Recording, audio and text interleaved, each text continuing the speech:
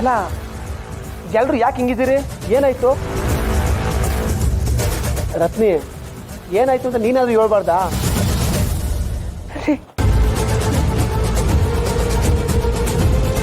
ನನ್ನ lab report ಬಂತು. ನನಗೆ ಯಾವತ್ತೂ ಮಕ್ಕಳೇ ಆಗಿರುತ್ತೆ.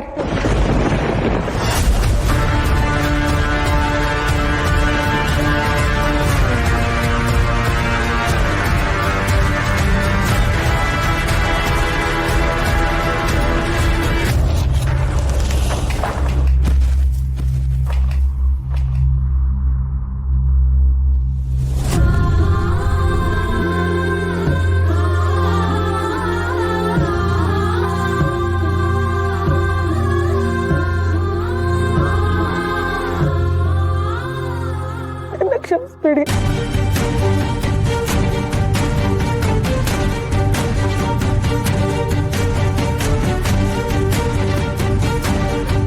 ನನಗೆ ಕ್ಷಮಿಸ್ಬಿಡ್ರಿ, ಕ್ಷಮಿಸ್ಬಿಡಿ. ಹೇ ರತ್ನಿ, ನೋಡು ಹಂಗೆಲ್ಲ ಏನು ಹೇಳ್ಬಾರ್ದು. ಯಾರೇ ಅಷ್ಟು ದೇವತೆಗಳು ಅಷ್ಟು ಅಂತಿರ್ತವೆ. ನಾವೇನೇ ಹೇಳಿದ್ರು ಅಷ್ಟು ಅಂದ್ಬಿಡ್ತೇವೆ. ಬಿಡ್ತು ಅನ್ನು ಹಂಗೆಲ್ಲ ಏನಿಲ್ಲ.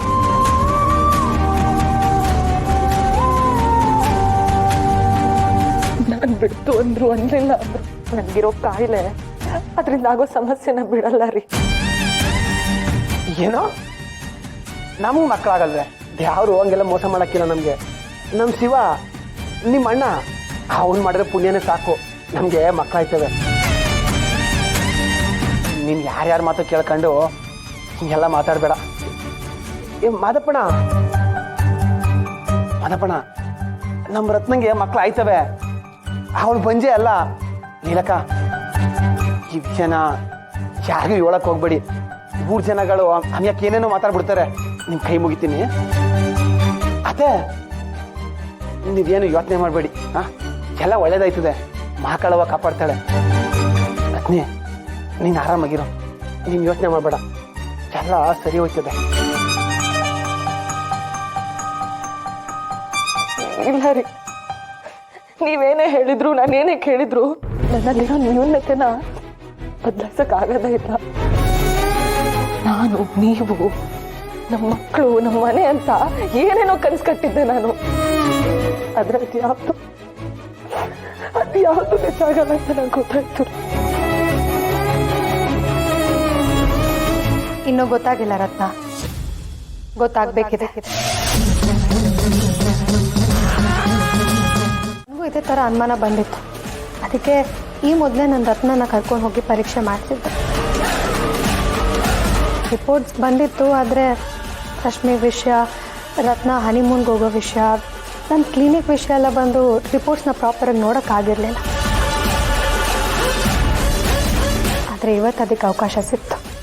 ರಿಪೋರ್ಟ್ಸ್ನ ಯಾರಿಗೆ ತೋರಿಸ್ಬೇಕೋ ಅವ್ರಿಗೆ ತೋರಿಸಿದ್ದೀನಿ. ಚೆಕ್ ಮಾಡಿಸಿ ರಿಪೋರ್ಟ್ಸ್ ತಗೊಂಡು ನಿಮ್ಮ ಮುಂದೆ ಬಂದು ನಿಂತು ಮಾತಾಡ್ತಿದ್ದೀನಿ.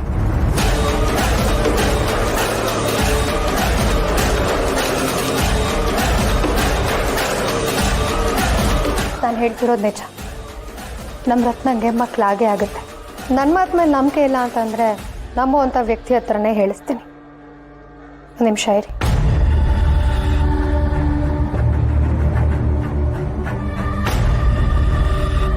ನೋಡಿ ಅಲ್ಲ,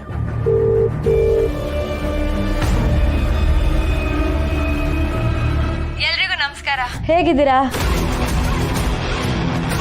ನೀವು ನನ್ನನ್ನ ವಿಡಿಯೋ ಕಾಲಲ್ಲಿ ನೋಡ್ತಿದ್ದೀರಾ ಅಂದ್ರೆ ನಿಮ್ ಮನ್ಸಲ್ಲಿರೋ ಅರ್ಧ ಭಾರನ ನಮ್ ಡಾಕ್ಟರ್ ಪಾರು ಅವರು ಆಲ್ರೆಡಿ ಕಮ್ಮಿ ಮಾಡಿರ್ತಾರೆ ಅಂತ ನನ್ಗೆ ಗೊತ್ತು. ಈಗ ಮನೆಯವ್ರ ಮನ್ಸಲ್ಲಿರೋ ವಿಕೃತ ಭಾರನ ನಾನ್ ಕಮ್ಮಿ ಮಾಡ್ತೀನಿ. ಇಂಥ ವಿಷಯದಲ್ಲಿ ನಾನು ಸ್ಪೆಷಲೈಸೇಷನ್ ಮಾಡಿರೋದ್ರಿಂದ ನಾನು ಸ್ವಲ್ಪ ಡೀಟೇಲ್ ಆಗಿ ಹೇಳ್ತೀನಿ. And Paru, I am so proud of you. ನೀನ್ ರಿಪೋರ್ಟ್ ನೋಡಿ ಅನಲೈಸ್ ಮಾಡಿ ಇಂಥ ಪ್ರಾಬ್ಲಮ್ ಇರೋದಕ್ಕೆ ಸಾಧ್ಯನೇ ಇಲ್ಲ ಅಂತ ಹೇಳಿದ್ಯಲ್ಲ, ಯು ಆರ್ ರೈಟ್. ನಾನು ರತ್ನನ್ ರಿಪೋರ್ಟ್ ನೋಡಿದೆ, ಪಾರು ಮಾಡ್ತಿದ್ದ ರಿಪೋರ್ಟ್ ಜೊತೆಗೆ ರೀಸೆಂಟ್ ರಿಪೋರ್ಟ್ನು 2 ಸ್ಟಡಿ ಮಾಡಿದೆ. ಆದ್ರೆ ನನಗೆ ತುಂಬಾ ಹರ್ಟ್ ಆಯ್ತು. ಡಾಕ್ಟರ್ನ ಎಲ್ಲರೂ ದೇವ್ರು ಅಂತ ಕರೀತಾರೆ, ಆದ್ರೆ ದೇವ್ರು ಮಾಡ್ಬೇಕಾಗಿರೋ ಕೆಲಸನ ಕೆಲವೊಂದು ಡಾಕ್ಟರ್ ಮಾಡ್ತಿಲ್ಲ ಅನ್ನೋದೇ ಬೇಜಾರು. ರತ್ನ ಅವ್ರನ್ನ ರೀಸೆಂಟ್ ಆಗಿ ಚೆಕ್ ಮಾಡಿ ಡಾಕ್ಟರು ಡಾಕ್ಟರೇ ಅಲ್ಲ, ಅವರು ಫೇಕ್ ಡಾಕ್ಟರ್.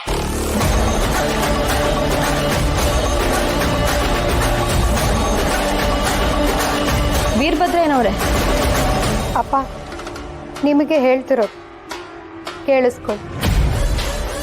ನೀವು ಈ ಊರಿನ ಯಜಮಾನ್ರು ಅಂತ ನನ್ಗೆ ಗೊತ್ತು. ಆದಷ್ಟು ಬೇಗ ಆ ಫೇಕ್ ಡಾಕ್ಟರ್ನ ಹುಡುಕಿ ಎಲ್ಲಿಗೆ ಒಪ್ಪಿಸ್ಬೇಕೋ ಅಲ್ಲಿಗೆ ಒಪ್ಪಿಸಿ.